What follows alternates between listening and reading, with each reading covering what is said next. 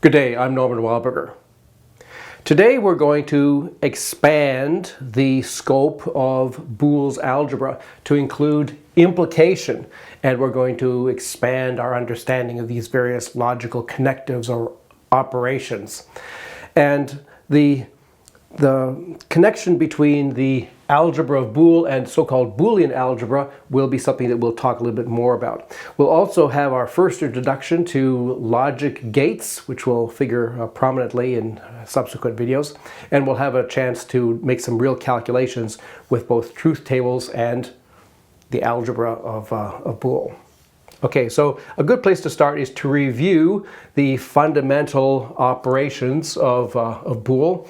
And so here we have two propositions, P and Q, which we think of as being vectors or elements in a Boole algebra. That is, they are elements of B2 to the n. Maybe I'll write that down because that's a standing assumption. So P and Q are elements in B sub 2 to the n for some n. Usually I look at n equals 5, but n can be anything. So P and Q are to be thought of as properties of a population that are represented by vectors with zeros and ones. Okay, and all of this is happening inside the algebra of Boole here. Okay, so the various values that P and Q can take on for any given element in the population are either zeros or ones, and here are the four possible combinations of zeros and ones that we can give to P and Q together. And in terms of those, here are the definitions of the sum and the product of those values. So this is how we do the algebra in the Boole algebra. So this is really just arithmetic mod 2 with summation and with multiplication. Now over here are the corresponding operators in Boolean algebra, and it's almost the same. Instead of having P plus Q, we have a PVQ, which denotes like a join or a union in the Boolean algebra setting. And it's just exactly the same, but it's an inclusive OR. So when both P and Q are 1, then P or Q is also 1. Well, over here we have an exclusive OR. P and Q are 1, then P plus Q in the Boolean algebra sense is 0. And here's the other operation, P and Q, which is also sometimes called meet, or in set theoretical language, intersection. Now, in logic, in the circuit sort of analysis, these operations have these names, and I might introduce this one here. So this is XOR. This stands for exclusive OR, as opposed to this one, which is OR. And this one is and this one's and. They're both the same. So we can start referring to these operations in terms of their logical names also, not just in terms of their arithmetical names.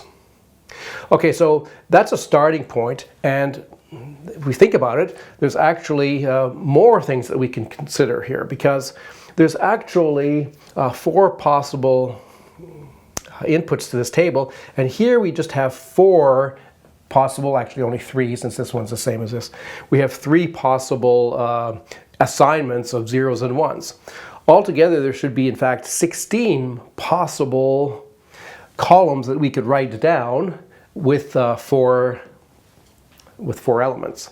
And so that actually gives us an interesting range of possible logical operations or connectives. So I want to show you all 16 logical connectives or operations all at once, and here they are. There's 8 in the top row and 8 in the bottom row. So let's have a look at them. So starting, I guess, with the simplest one, which is just the row of zeros. And then we have P and Q going through all possible combinations. This is sort of like counting in binary. 0, 1, 2, 3. Okay, now in terms of those, all the other ones are expressions involving P and Q, and possibly 0 and 1. So here we have P plus Q, and here we have p times q. So these are the basic operations in the Boolean algebra. They are arithmetic mod 2 with addition and multiplication. But now we could also introduce some further ones. And along the first row, I've also included these ones here. So the way to think about this, the way I've organized it, is that these second 4 here are obtained from the first 4 by adding p times q to each one of these. Okay? So we're adding p times q to each one of these in succession. We get pq, p plus pq, q plus pq, and p plus q plus pq. And we can check that they're correct. So for example, p plus pq, if we add this column and this column, and it's just addition mod 2. So what do we get? 0 plus 0 is 0, 0 plus 0 is 0, 1 plus 0 is 1, and 1 plus 1 is 0. Similarly, q plus pq is 0, 1, 0, 0, and p plus q plus pq is 0, 1, 1, 1. There it is there. Now our second row sort of mimics this one. It's in fact just obtained by taking these 8 and adding 1 to each of them. The 1 is the vector right here. There's 1, okay? It's the negation of 0. So at each entry we're just negating, or we're inverting, perhaps is a better word. And then we're adding this one to each one of these successively. And the effect of that is just to invert. Zeros go to 1 and 1 go to 0.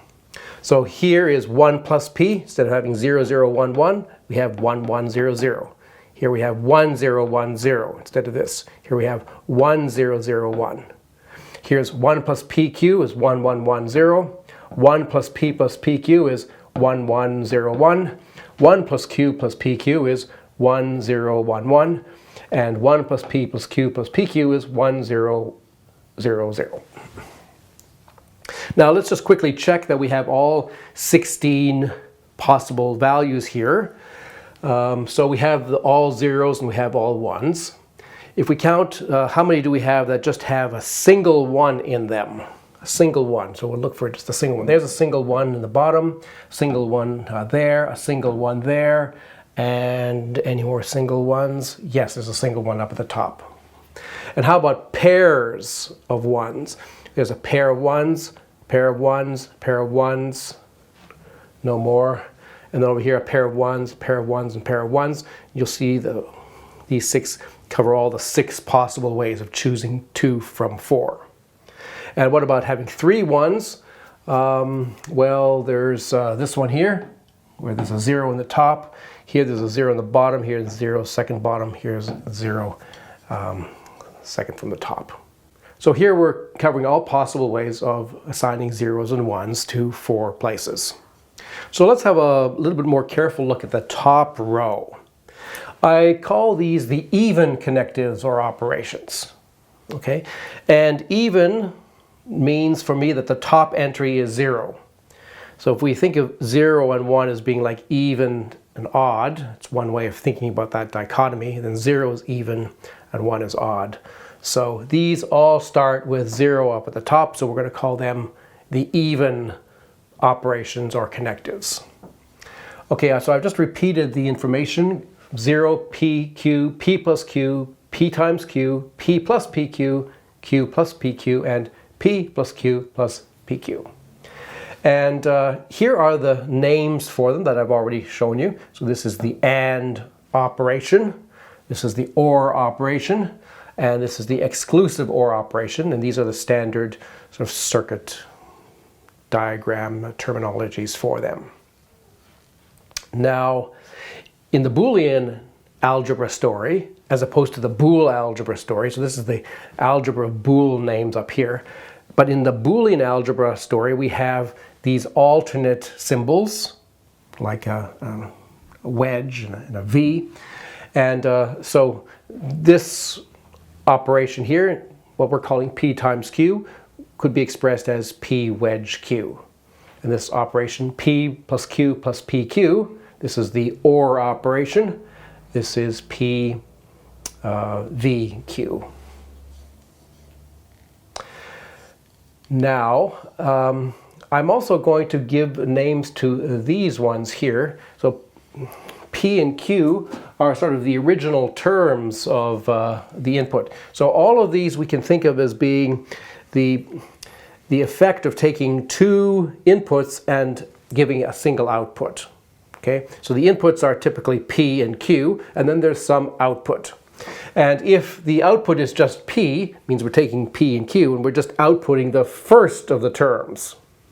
So we might call this OT1 for original term 1, and Q is OT2 for original term 2. Now, time to introduce the logic gate diagrams that correspond to some of these connectives or operations. So when we're doing circuit analysis, and we'll talk about this later at some point, but we have these diagrammatical symbols that illustrate or encode these various operations. Okay, and the standard ones are the AND and the OR symbols. So the AND, there's this kind of oblong thing like this with a bar, straight bar on the side here, and it has two inputs on the left and one output on the right. And if the inputs are, say, labeled P and Q, those are the input propositions, then the output is the AND operation given by this. So if we input these values and these values, then these are the corresponding values. And the way we can think about this is, for example, if on the top here we input a 0 and in the bottom we input a 1, then we read across here and say, aha, then the output is 0. That's how we read it. So these are the inputs. There's 4 possible inputs, and for each one of those inputs, here's the corresponding output. With the OR gate, it's shaped a little bit like this. It's a little bit more pointed here, and it's got this sort of curved back. Still, we have two inputs, P and Q, and an output. And so, for example, here, if we had an input of 1 and 0, then we would look down here, input of 1 and 0, look across, the output is 1. Okay, so this column describes the effect of this gate on inputs of 0s and 1s, where P and Q are. And this one here, the exclusive OR, almost the same as the OR, except that when both the inputs are 1, this thing outputs a 0. So the exclusive OR is denoted by an OR gate with an extra little curved piece to the left there.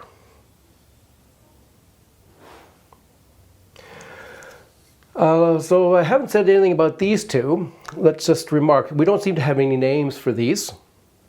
These are operations. They're also legitimate operations in this story, but they have a little bit of a different character because they're asymmetric or maybe non-commutative.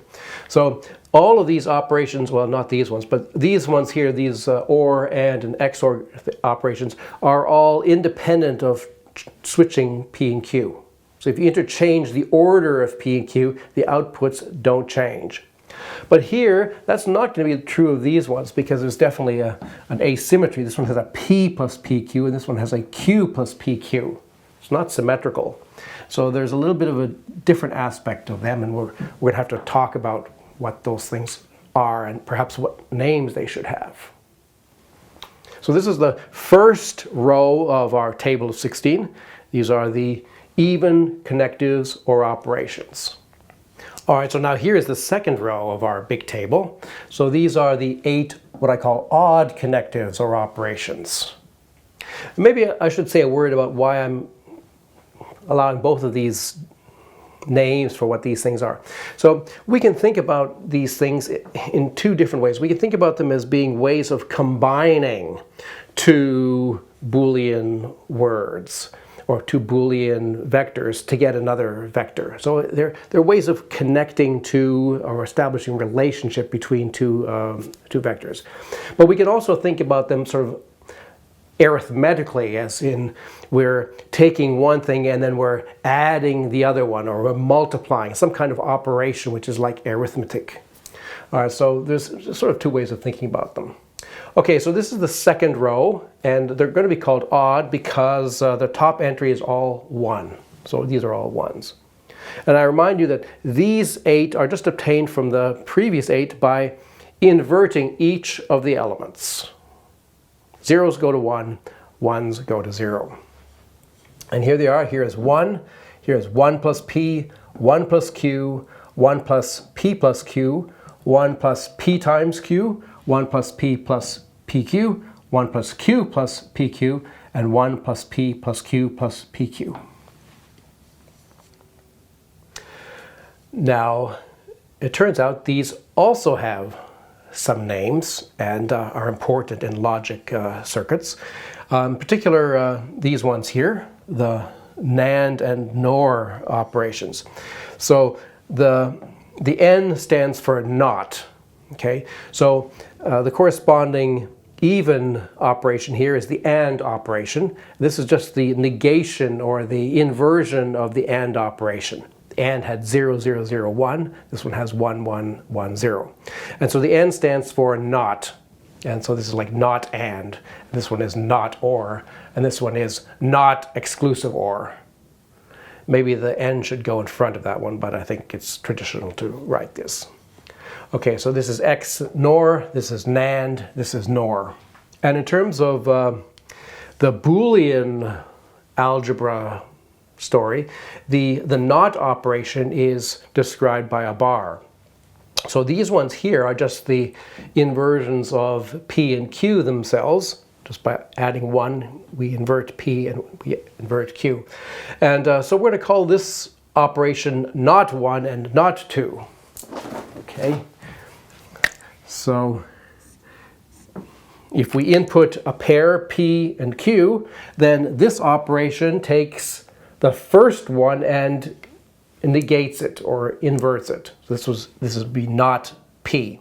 And in Boolean algebra, the not is represented by a bar over the term. So this is not p, this is not q. So that's consistent with our earlier terminology. I remind you that just p was ot sub 1, and so this is not, so it's like not. So it kind of works out. And we remark that these ones here also don't have names at this point. They're not standard logic gates in the language of circuitry. They don't have, for example, symbols. Let's talk about the logical gate symbols.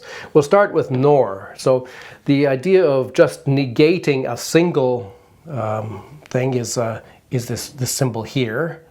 So there's a triangle with a little circle, and that circle sort of represents inversion. Now, strictly speaking, the way I've done it probably should have 2 entries here, p and q. But anyway, this is the standard symbol for inversion or negation in logic, so I want you to see that. And here it'd be the same thing, but we're inverting q.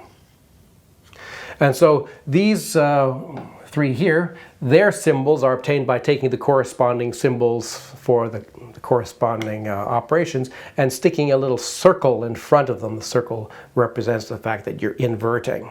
So you're taking whatever output the original thing had and inverting it. All right, so this is the NOR gate symbol. So P, Q. If P is, say, 1 and Q is 1, then the OR would be 1, but the NOR is 0. Here is the NAND gate. It's like an AND gate with a special circle in the front, so that's a NAND gate. And here's the XNOR gate. It's like a NOR gate with an extra little circle. That's an XNOR gate. So we're going to talk more about circuit analysis and application of Boole's algebra to that, but this is at least an introduction to the basic terminology used to describe these operations, at least some of the operations. We still haven't quite dealt with the ones with the red question marks yet. All right, so let's have a look at those 4 connectives or operations that are a little bit asymmetrical, that they depend on the order of the inputs, and that had question marks underneath them, so they don't have names up till now. So just to orient ourselves, here's P and Q again, and here are these 4 other ones. They're P plus PQ, Q plus PQ, and 1 plus PQ, and 1 plus Q plus PQ. So this one here is the inversion of this one, and this one is the inversion of this one. Now it turns out that these also play an important role in logic, particularly these 2. And That's because they are basically the implication operations. That is the implication studied by the Stoics and by the Islamic medieval philosophers. These are the operations that are usually denoted with an arrow. So P implies Q, or in words, if P then Q. So let's have a look at this one here, and let's just recognize this is really the same as the Stoic implication, except instead of having trues and false, we have 0 and 1. So if P and Q are both 0, then this is 1. If P is 0 and Q is 1, then this is 1. If P is 1 and Q is 0, this is 0. And if P and Q are both 1, then this is 1. So this is 1 all the time except when P is 1 and Q is 0. When P is on and Q is off, then this connective has the value 0. And that corresponds with the Stoic interpretation of the statement if P then Q. So the statement if P then Q is false precisely when P is true and Q is false. That's stating it in terms of the logic of true and false. And we're going to give it a name. So the standard logic gate name is IMP, standing for implication. And we'll put a subscript 1 underneath it to denote the fact that it's an implication that starts with P. So our input is P and Q, and then this is the gate that takes if P then Q. As opposed to imp2, which is if Q then P. Takes the second one first and then the first one. It's given by Q implies P. Now, these two implications can also be importantly rewritten or restated in terms of an OR. So P implies Q is the same as not P or Q. Well, let's check that, okay? So let's have a look over here. Let's look at not P. Not P will be just the inversion of this, so 1, 1, 0, 0. So let's look at not P or Q. When is that going to be true? So not P is 1 and Q is 0. That's 1, because we're taking an OR, an inclusive OR. 1 or 0 is 1. 1 or 1 is 1. The inversion here would be 0. 0 or 0 is 0. And 0 or 1 is 1. So yes, indeed, this thing here can also be alternatively described using the Boolean language as not P or Q. Crucially, the OR being the Boolean OR, the inclusive OR, not the Boole algebra addition. And similarly, Q implies P is not Q or P. And once we have these ones under control, well, these are just the inverses of them. So their names will be NIMP1 and NIMP2. And these are then the negations of these ones. So P implies Q, we negate that, we get this. This one here, we negate that, we get this one. And it turns out that when we negate these ones, we get these expressions here. Those are essentially De Morgan's laws, but we'll talk more about that when we talk more about Boolean algebra. So the 4 extra ones that we hadn't given interpretations for, we can now see that they are just the implications. They're the statements that have some aspect of going from one proposition to another. And here are the standard logical terms, and here are the Boole algebra expressions for those. So in particular, please remember that P implies Q. In the Boole algebra situation, that's 1 plus PQ. Okay, that's P implies Q. So I now want to convince you that Boole's algebra is powerful enough to not just incorporate Aristotle's syllogisms, as we've already seen, but also to capture the Stoic logic of inference that was then further developed by Islamic thinkers. Okay, and I'm going to illustrate that in a specific case. This will also give me a chance to illustrate how we use truth tables to verify propositions. this is actually not the way we're ultimately going to do things, but this is the way you should expect to be taught if you're taking a standard course in propositional logic. Okay, so let's consider one of the fundamental tenets of Stoic logic, which is Modus Ponens, which is the following: that if we have P implies Q and we have P, that we're allowed to deduce Q. Okay, so here's how we could verify this. Okay, let's say we were not sure. Is this really a valid way of reasoning? We're going to verify this now by taking a truth table, filling it out, and verifying that it's always true. So what we do is we start with P and Q, and we list the various possible combinations. There's 4 possible different values of assignments of 0 and 1 to P and Q. And then here is the expression that we want to really capture. So it's a statement of this thing in the language of Boolean algebra. So here is P implies Q, and here is P. And we're supposed to accept both of those. Okay, so that means we're taking this statement and this statement, and there's the symbol for AND in the Boolean algebra situation. And then that combined thing is supposed to imply Q. So this is kind of a Boolean algebra restatement of Modus Ponens. And so now, if we understand the logical connectives involved here and how they work, then we can hope to verify this thing. So here's how we would do that.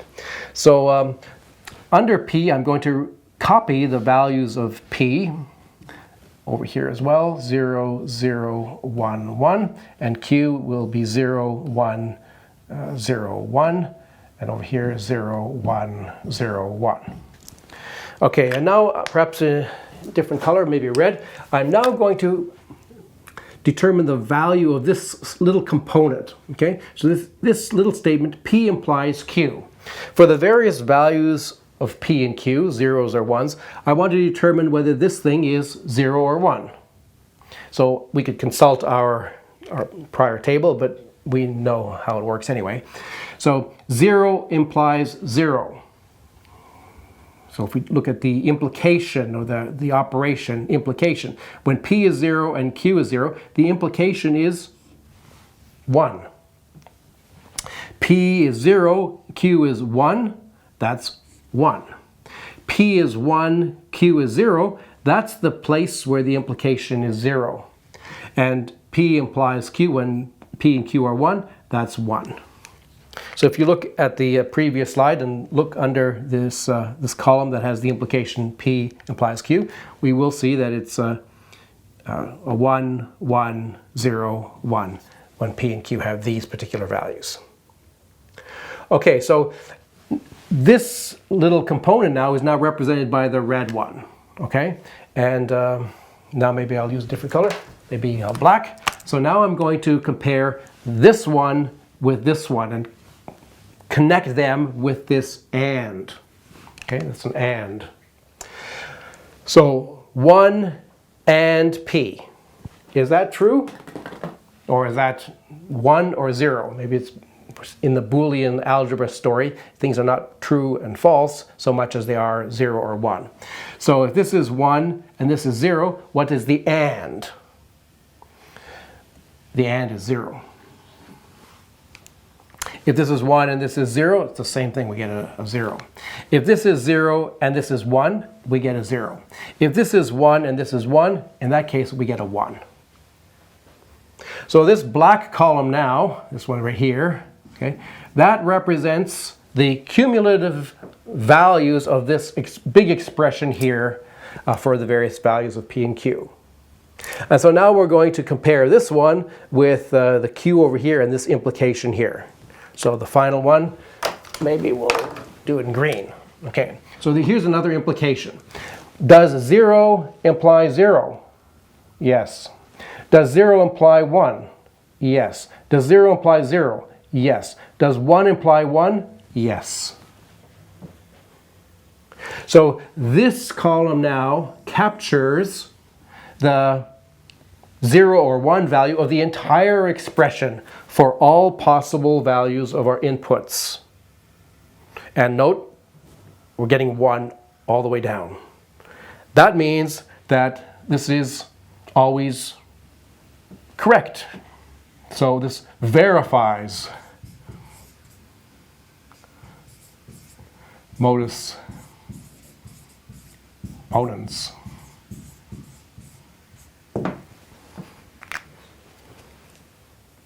And now I want to explain the same computation, but from the point of view of Boole algebra, which is something that you don't find in courses in propositional logic or circuit design, unfortunately. Okay, so with this approach, what we do is we want to convert everything just to pure algebra. So everything is going to be stated in the language of Boole's algebra with the operations of addition and multiplication and no others. So we have to convert everything into addition and multiplication, and then we have to do real algebra. But it's simple algebra because everything is just over the binary bifield. Okay, so what we're going to do is we're going to take this thing here, which is what we're trying to evaluate, and we're actually going to evaluate it. Okay, so we're going to convert everything in terms of Boole's algebra. So let me remind you, P implies Q. Right, that was not the actual true Boole algebra name for that connective. The true algebra name was 1 plus P plus PQ. That was actually what this thing was equal to. And now we have to take this and P. So what is the Boole algebra equivalent of and? It's just multiplication. Okay, so we have to take this thing, which represents that, and P is just P, and we have to multiply them. Okay, and we'll put that in brackets. And I'll leave this arrow here for now. We'll deal with that one in a second. Okay, so let's see, what do we get when we do this product here? Okay, so we're just doing arithmetic. So this is P plus P squared plus, okay, P squared Q, all of that, maybe put it still in square brackets, implies Q. Okay, I've used the fact that things are commutative. P times Q times P, I can move the P around, and so we get P squared Q. And I'm not putting brackets because we know everything's associative. Okay, so how do we simplify this in the Boole algebra world? Well, we use the crucial property of Boole that in any one of these Boole algebras, x squared is always equal to x. You square anything, it's equal to itself. So that means that P squared is the same as P. So this is really the same as P plus PQ implies Q. All right, maybe I'll write that. So that's since x squared equals x in the Boole algebra. Okay, now what about this? Can we simplify that? Yes, P plus P is always 0. That's another important property of the Boole algebra. So what we have here is just PQ implies Q. Okay, how do we write that? Well, we know how an implication works, right? It's the same thing as going from here to here.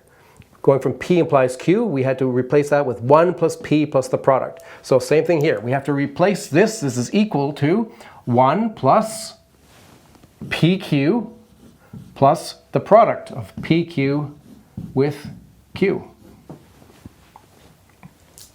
And what is that? Well, that's 1 plus PQ plus PQ squared. But Q squared is equal to Q. So this is 1 plus PQ plus PQ. And then this is PQ plus PQ. Any two things added together gives 0. So this is 1.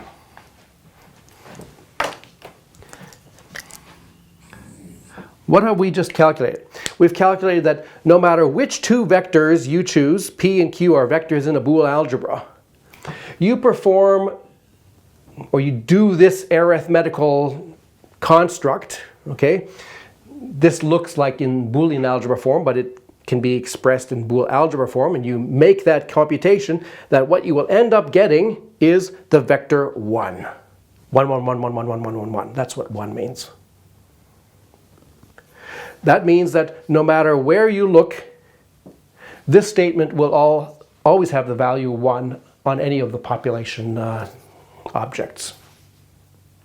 This is the Boole algebra equivalent of determining that this is a valid argument. It's a valid deduction because it's always true, or in Boole algebra story, it's always 1. Now I want you to appreciate how different this is from the truth table computation. This is pure algebra.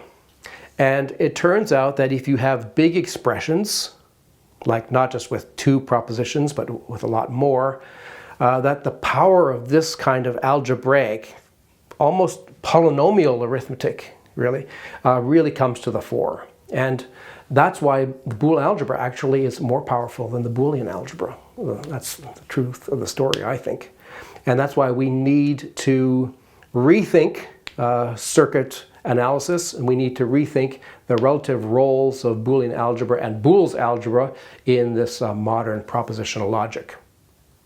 So next time I'm going to give you some more examples of that, and we'll also sort of see the position of Boolean algebra as how it connects with set theory. So it also has some value, but in a different direction. I hope you'll join me for that. I'm J Wildberger. Thanks for listening.